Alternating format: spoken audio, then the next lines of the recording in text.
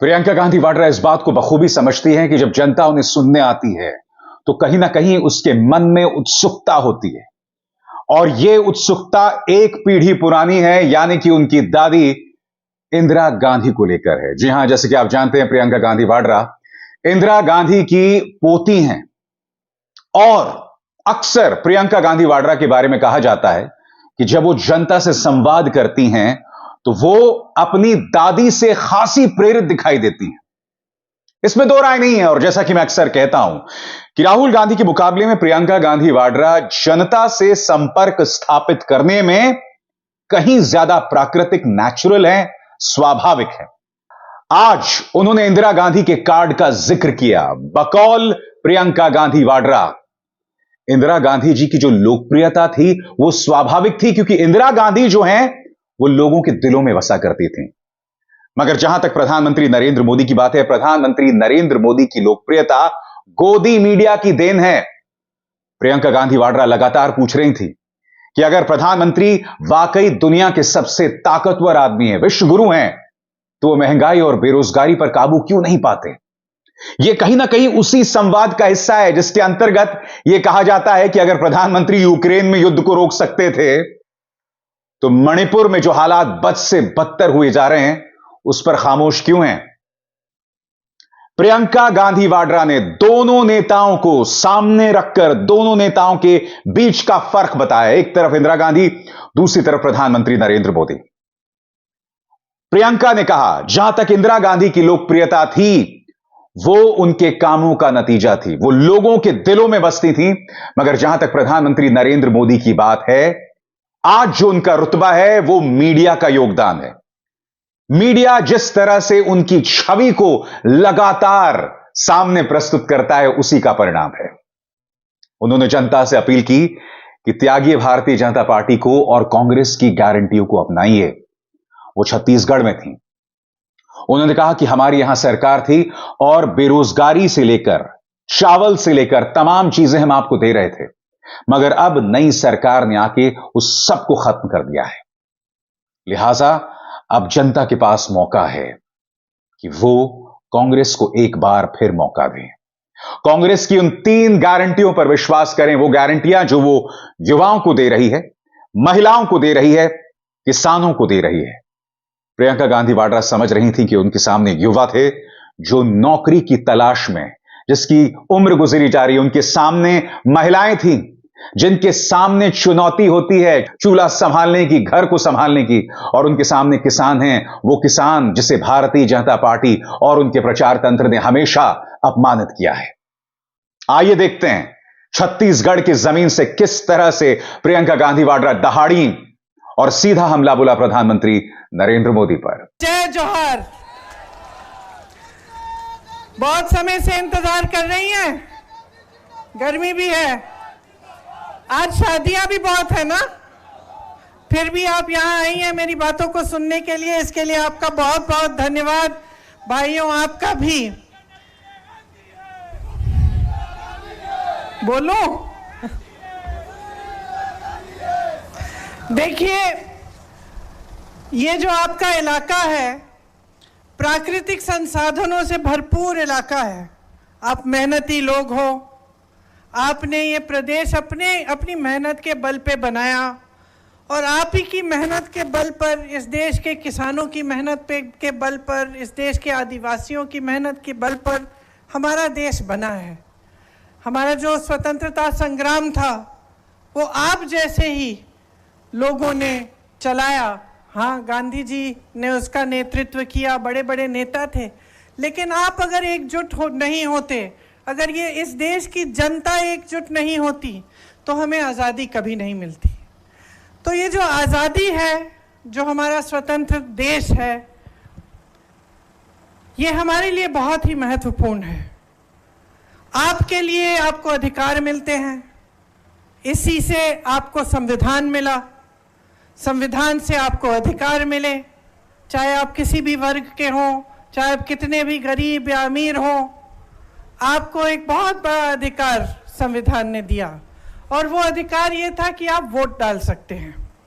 तो अब चुनाव का समय है, वोट डालने का समय है।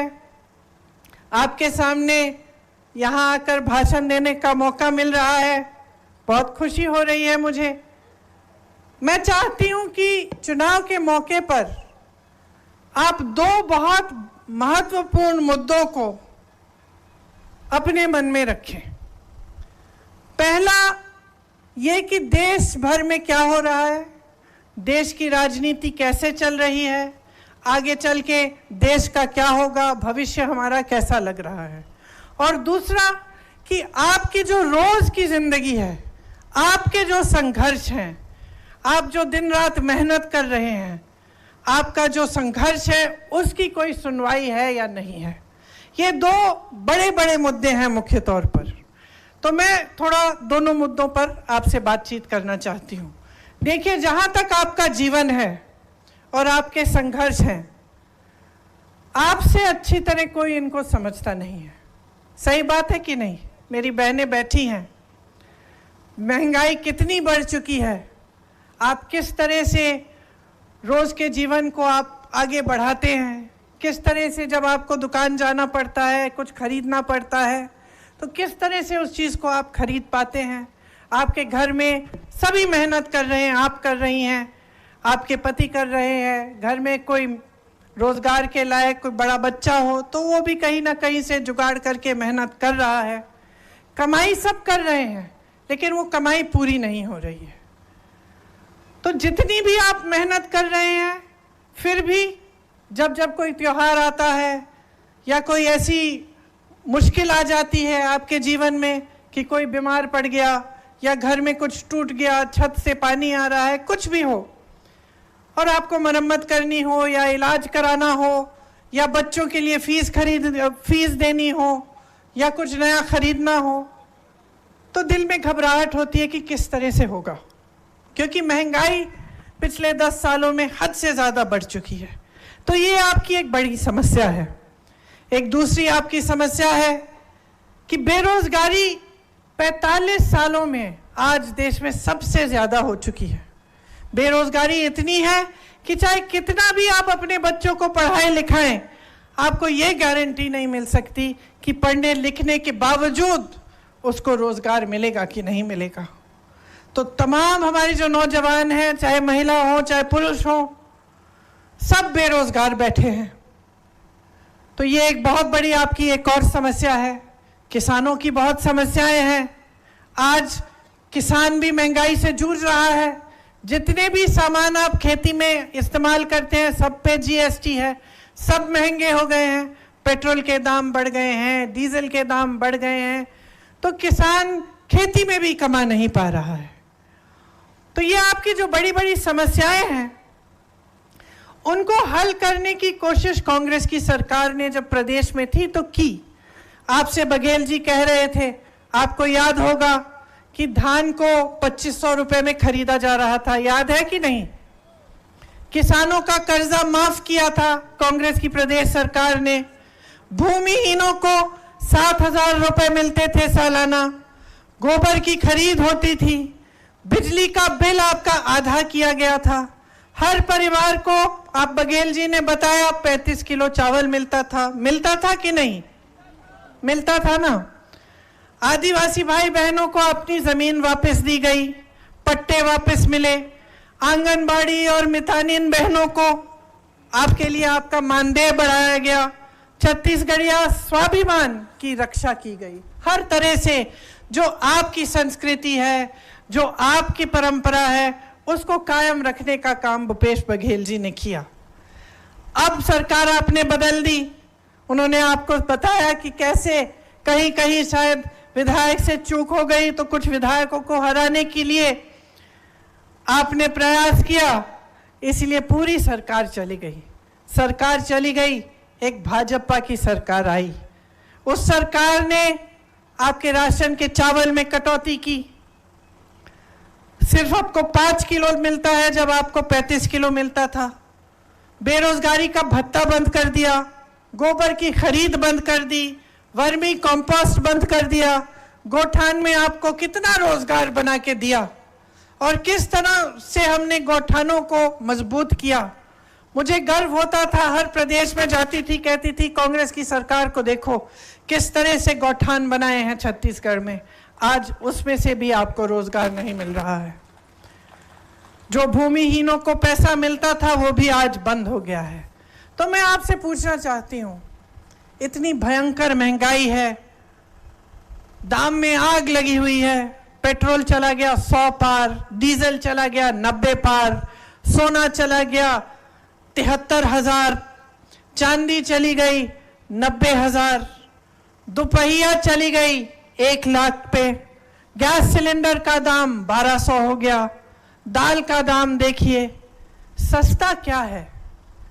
आपके लिए कौन सी ऐसी सुविधा बनाई है नरेंद्र मोदी जी की सरकार ने, प्रदेश में जो नई नई आपने भाजपा की सरकार बनाई है?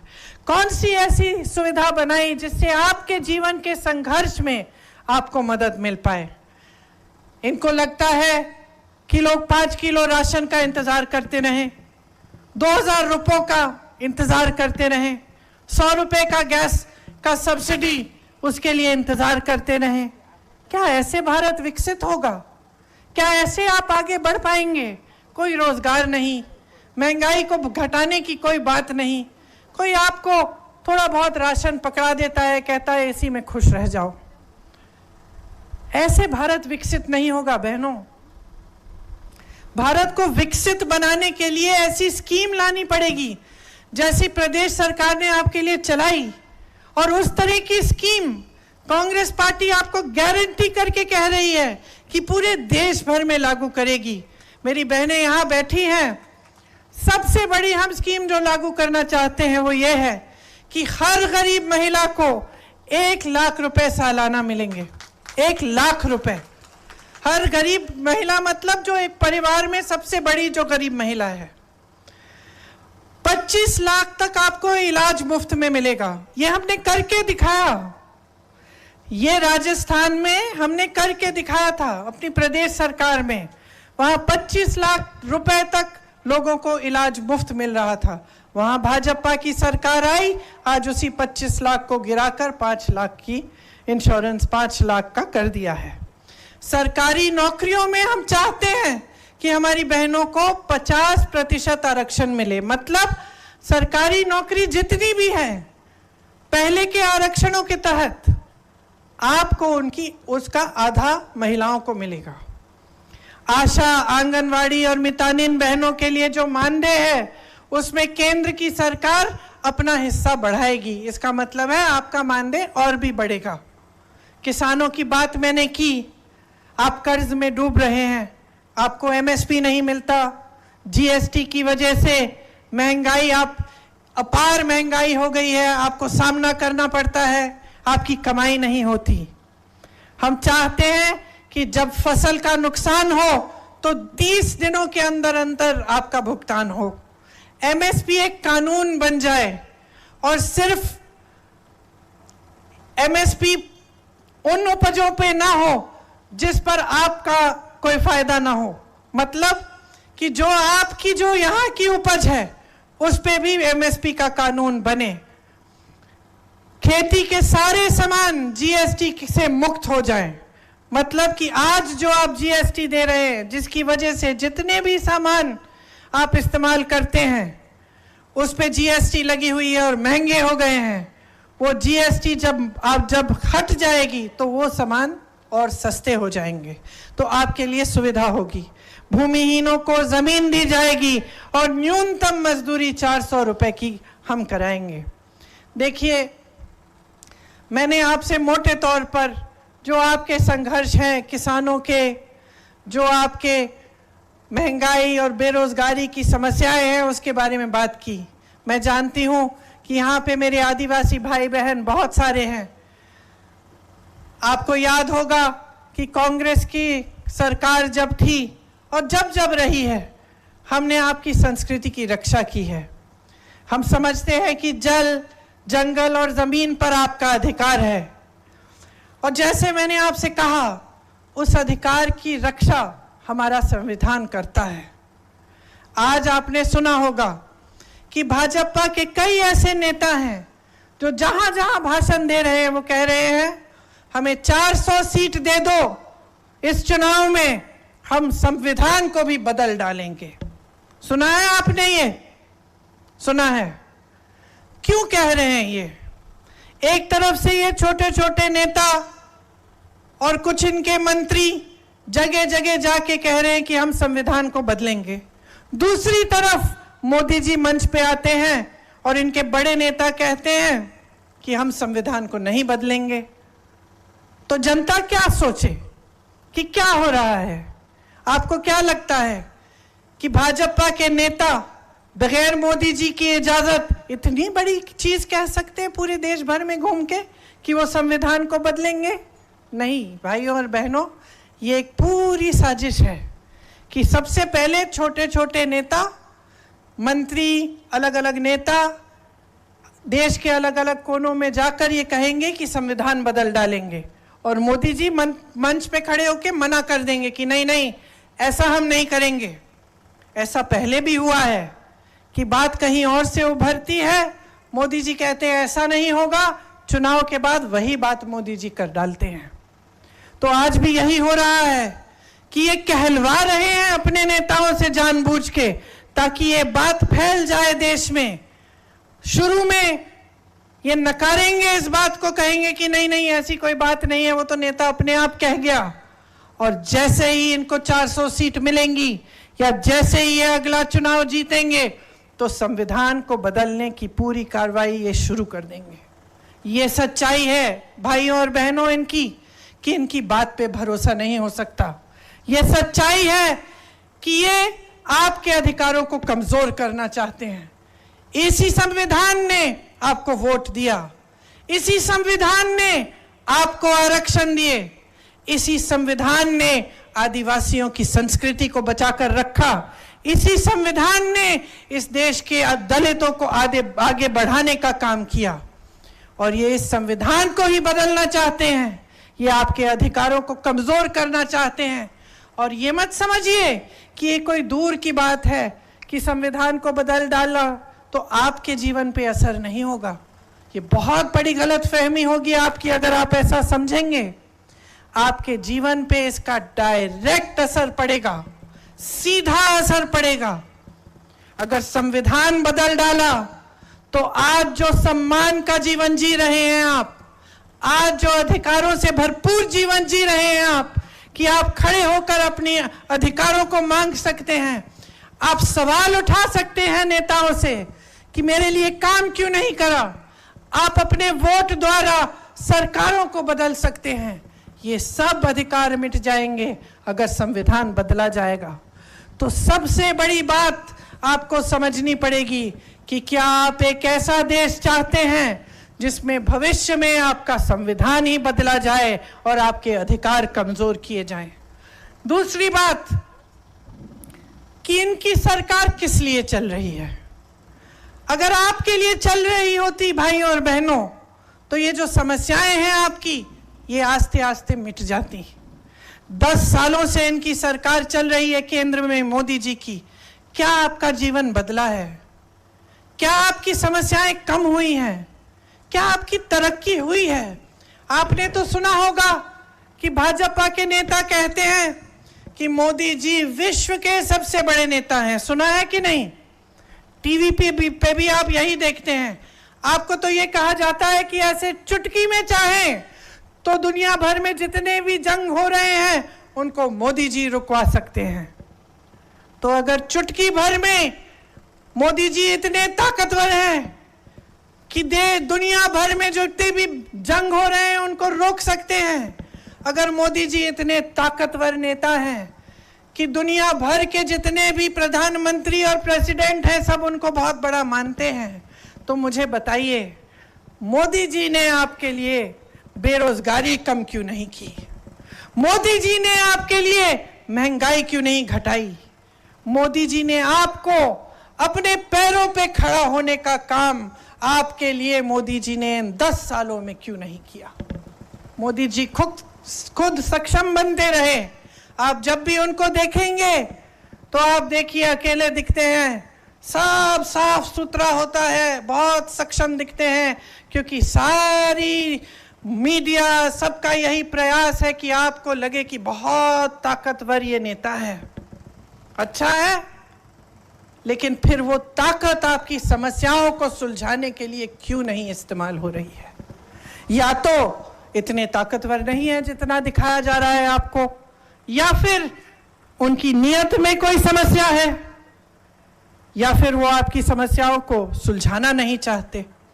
तो जब मैंने आपसे पूछा कि ये सरकार किसके लिए चल रही है, इसलिए पूछा क्योंकि हम लोगों के लिए जो इस सरकार को देख रहे हैं 10 सालों से, ये बहुत स्पष्ट हो गया है कि ये सरकार सिर्फ बड़े बड़े उद्योगपति, और वो भी सारे उद्योगपति नहीं, मोदी जी के कुछ गिने चुने उद्योगपति मित्र, उनके लिए सरकार चल रही है। आपको मालूम है कि उनके एक मित्र के लिए छत्तीसगढ़ में क्या क्या नहीं करवाया उन्होंने। आपको मालूम है कि इन्हीं बड़े बड़े उद्योगपतियों के लिए उन्होंने 16 लाख करोड़ का लोन माफ किया, लेकिन आप किसानों का लोन नहीं माफ करते हैं। किसान आंदोलन करते हैं, कानून लगा देते हैं मोदी जी, जिससे किसान पिसेगा और बड़े बड़े उद्योगपतियों का फायदा होता है, लेकिन मोदी जी उनकी सुनवाई तक नहीं करते। आज देश का लोहा, देश का कोयला, देश की बिजली, देश की सड़कें, देश के हवाई अड्डे, देश के बंदरगाह, देश के हाईवे, सब इन्हीं 2-3 बड़े उद्योगपतियों को सौंप दिए गए हैं। यहां से आपको रोजगार मिलता था, ये संपत्ति थी देश की। ये बड़े बड़े पीएसयू जिनको कमजोर किया गया, जिनके सब्सिडरीज इन लोगों को दिए गए, बैंकों का सारा पैसा इन लोगों को दिया गया, तो ये सरकार तो इन्हीं लोगों के लिए चल रही है। किसान का बेटा क्या करेगा, गरीब की बेटी क्या करेगी, छोटा कारोबारी क्या करेगा, जिसकी कमर तोड़ी जा रही है, जीएसटी से, नोटबंदी से मुश्किलों में डाल दिया, उसको दलदल में डाल दिया, निकल नहीं पा रहा है, कमाई नहीं कर पा रहा है। युवा उद्यमी क्या करेगा, हमारे कारीगर क्या करेंगे अगर ये सरकार आगे बढ़ती रहे? तो इस सरकार की नीयत ठीक नहीं है बहनों और भाइयों। मैं जानती हूं कि यहाँ बड़े बड़े नेता आते हैं, आज भी शायद उत्तर प्रदेश के मुख्यमंत्री यहाँ हैं आपके ही जिले में, कल मोदी जी आएंगे, वही धूमधाम से आएंगे, बड़ी बड़ी बातें की जाएंगी आपके सामने, बड़े बड़े वादे करेंगे जैसे पहले भी इन्होंने किए। आदिवासी संस्कृति की बात होगी, लेकिन उसकी बचाने का काम, उसको बचाने का काम नहीं होगा।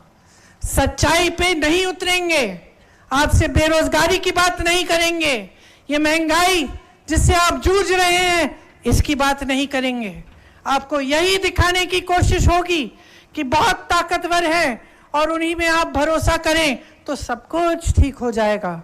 लेकिन मैं आपसे पूछना चाहती हूं, क्या पिछले 10 सालों में सब कुछ ठीक हुआ? हाँ, नहीं हुआ, कुछ ठीक नहीं हुआ बहनों और भाइयों।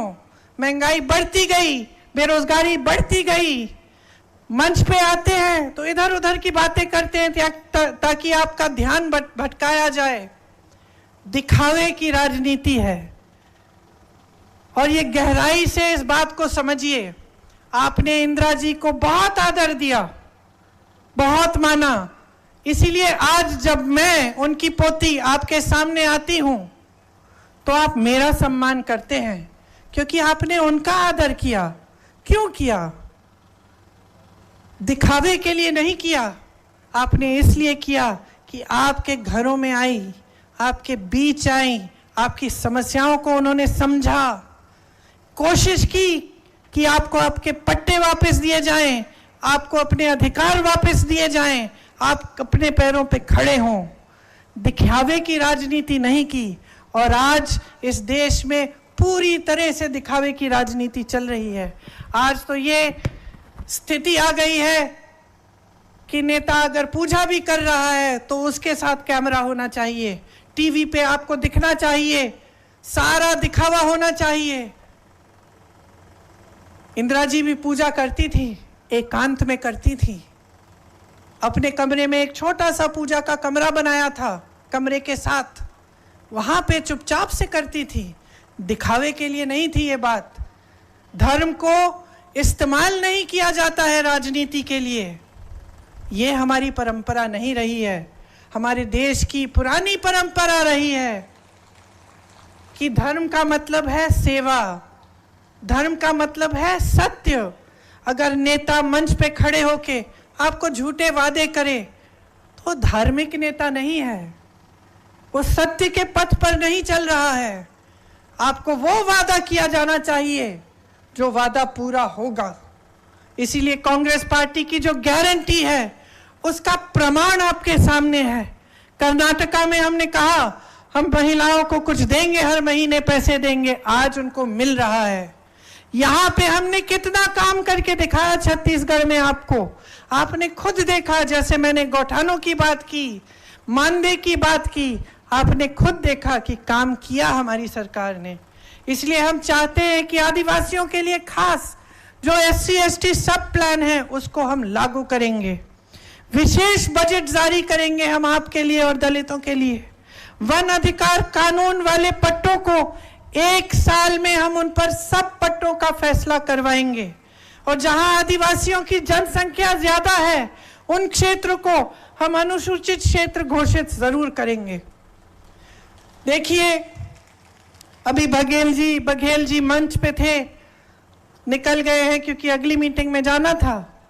उन्होंने बहुत संघर्ष किया आपके लिए, उन पे बहुत भयानक हमला किया गया। और ये हमला इसीलिए किया गया क्योंकि वो छत्तीसगढ़ का सम्मान बढ़ा रहे थे। ये कहा गया कि बहुत भ्रष्ट है, तमाम उन पे केस लगाए गए। मुझे याद है 1.5 साल पहले ही उन पे केस लगाया गया, उन पे आरोप लगाए गए, लेकिन वो रुके नहीं।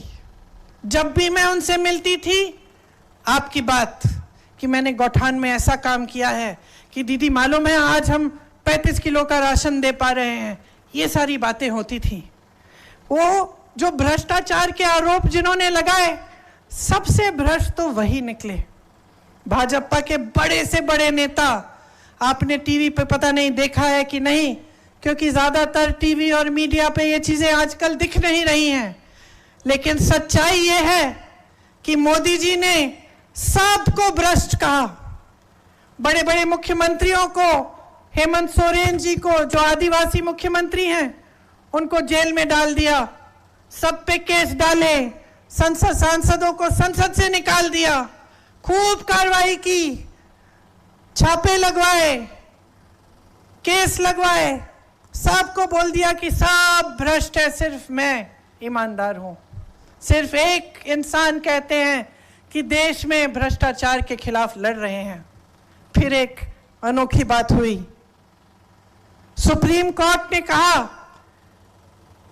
कि मोदी जी ने एक स्कीम निकाली थी और उस स्कीम में जो भी राजनीतिक दलों को चंदा देता था उसका नाम गुप्त रहता था। तो अनोखी बात क्या हुई कि एक केस डला और सुप्रीम कोर्ट ने यह तय किया कि भाई ये स्कीम सही नहीं है, क्योंकि इस स्कीम में जो नाम गुप्त रहते हैं उससे भ्रष्टाचार बढ़ जाएगा। सुप्रीम कोर्ट ने कहा मोदी जी को और उनकी सरकार को कि ये जो सूची है कि आपको किस किस ने चंदा दी, उस सूची को पारदर्शी बनाओ, जनता के सामने रख दो। इलेक्टोरल बॉन्ड्स कहलाती थी वो स्कीम। तो सबसे पहले तो सरकार ने कहा कि भाई सूची नहीं मिल रही। फिर सुप्रीम कोर्ट के जज को गुस्सा आया, उन्होंने कहा 2 दिन में निकाल के दो ये सूची। तो मजबूरन सूची निकली। जब सूची निकली तो सब साफ साफ दिखने लगा। क्या दिखा? ये दिखा कि जिस पर छापे मारे थे मोदी जी की सरकार ने, उसके बाद उनसे चंदा मांगी, चंदा मिल गई, छापे बंद। जिसको धमकाया था चंदा मांगी, चंदा मिल गई, धमकाना खत्म, केस सारे बंद, कार्रवाई बंद। पता चला कि ऐसी कंपनियां थी जिनका मुनाफा कम था और चंदा ज्यादा दी हुई थी। क्या मतलब है इसका? इसका मतलब है कि कहीं से काला धन सफेद करने का काम इसी इलेक्टोरल बॉन्ड से किया गया था। आगे मैं बताती हूं, ये भाजपा के नेता जो हम सबको भ्रष्ट कहते हैं, सब पे केस डाल देते हैं, किसी पे हजारों करोड़ का केस आरोप, किसी पे कुछ। और सुनिए, जिस दिन वो नेता कहता है कि मैं भाजपा में शामिल होने जा रहा हूं, अचानक सारे केस गायब। अचानक वही भ्रष्ट नेता साफ हो जाता है, वही भ्रष्ट नेता ईमानदार हो जाता है। ये लोग परिवारवाद का आरोप लगाते हैं, कहते हैं कि इन लोगों को सिर्फ अपने परिवार की परवाह है। अगर इंदिरा जी को सिर्फ अपने परिवार की परवाह होती तो आज उनके शहीद होने के 30 साल बाद आप उनका इतना आदर नहीं करते। अगर हमें सिर्फ अपने परिवार की परवाह होती तो हम तो आराम की जिंदगी जीते, हमें क्या था। लेकिन हम सेवा करना चाहते हैं क्योंकि हमारे दिल में सेवा की भावना है, श्रद्धा की भावना है आपके लिए। ये लोग हमें कहते हैं कि हम परिवारवादी हैं, फिर क्या होता है? जिसका बेटा, जिस बड़े नेता का बेटा या जिसके परिवार का सदस्य भाजपा में शामिल होना चाहे, उसको एकदम तेजी से ले लेते हैं। आज मैं दावे के साथ कह सकती हूं कि बड़े परिवारों के बेटे, बेटियां, चाचे, चाचियां सब उन्हीं की भाजपा में शामिल हो गए हैं और तब परिवारवाद के सारे आरोप खत्म। तो देखिए, गहराई से समझिए आपके सामने क्या हो रहा है। एक समय में आप नेताओं से नैतिकता की उम्मीद रखते थे, सादगी की उम्मीद रखते थे, ईशान और शोहरत की नहीं, नाटक की नहीं, कि आपके सामने आकर कोई भी नया नाटक कर ले और नैतिकता की कोई बात नहीं हो।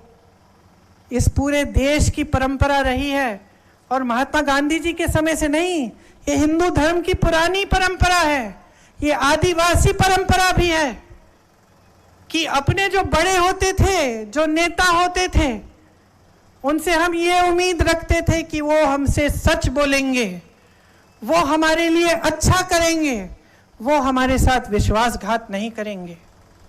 इसीलिए आप गहराई से समझिए कि आपको बदलाव लाना पड़ेगा। इस बार अगर आपने कांग्रेस के हाथ मजबूत नहीं किए और फिर से आप 5 सालों के लिए भाजपा की सरकार ले आए, तो 5 साल और इस देश में क्या क्या होगा इसकी गारंटी कोई नहीं ले सकता। संविधान बदला जाएगा, आपकी बेरोजगारी बढ़ेगी, आपकी महंगाई और भी बढ़ेगी, आपकी समस्याएं बढ़ती चली जाएंगी, ये देश बड़े बड़े उद्योगपतियों को सौंपा जाएगा, ये नेता और भी ताकतवर बनेंगे, और भी शोहरत होगी इनकी, शान होगी इनकी, लेकिन सब अंदर से खोखला होगा और आपके जीवन इसी दलदल में पड़े रहेंगे। तो अगर इस दलदल से निकलना है, अगर परिवर्तन चाहते हैं, तो एक ही रास्ता है, अपने वोट से अपने अधिकार को मजबूत करिए, अपने वोट को सोच समझ कर डालिए, अपने वोट को अपनी ताकत बनाइए और अपनी ताकत के बल पे खड़े होकर इस देश में बदलाव लाइए। आप सबने बहुत ध्यान से मेरी बातों को सुना, इसलिए मैं आपको बहुत बहुत धन्यवाद देती हूं। जिस दिन पोलिंग का दिन होगा, ये 2 बातें, एक जो देश भर में राजनीति चल रही है उसको बदलने की बात, और दूसरी जो गहरी समस्याओं का सामना आप कर रहे हैं उनके समाधान ढूंढने की बात, इनको आप अपने मन में रखकर पूरे विवेक से अपना वोट दीजिए। मुझे पूरी उम्मीद है और मैं जानती हूं कि अगर आप समझदारी से अपना वोट देंगे तो यहाँ के उम्मीदवार, कांग्रेस के उम्मीदवार को आप जिताएंगे और एक बार फिर 10 सालों बाद एक ऐसी सरकार केंद्र में लाएंगे जो आपके लिए काम करती रही और आपके लिए पूरी श्रद्धा से सेवा करे। धन्यवाद। जय हिंद।